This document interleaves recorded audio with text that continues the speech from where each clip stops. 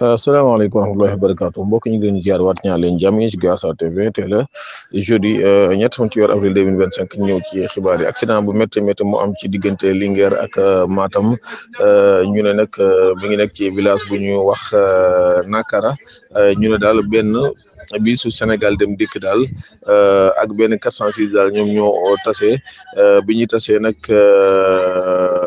waaw maanaam ñu mbëkkante bu métti ñu ne daal 5 personnes ñoom ñoo ci génn àdduna ci sensé ñu ne daal am na ñaar ñu ci am ay gaañu yu métti ñu ne daal ñi nga xamante ni ci nag ñoo am ay gaañu nag yóbbu nañ leen foofu ca hôpitalu Magatte Lô bu Linguère ñi di waa gendarmerie nag ibbi nañ ci ab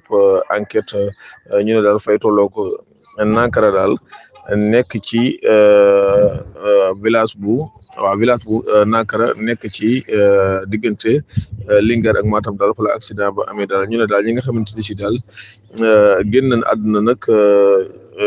ci 406 bi lañ nekkoon daal ñu ne daal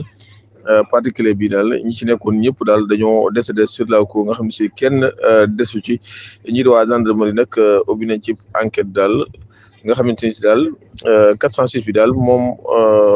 xëy na moo wàcc yoonam daal ci Sénégal dem dikk bi ba lu ma juróomi nit daal génn ci àdduna daal ñi ñaan yàlla yërëm leen yóbbu leen ci aljana gën a kawe Guyassar TV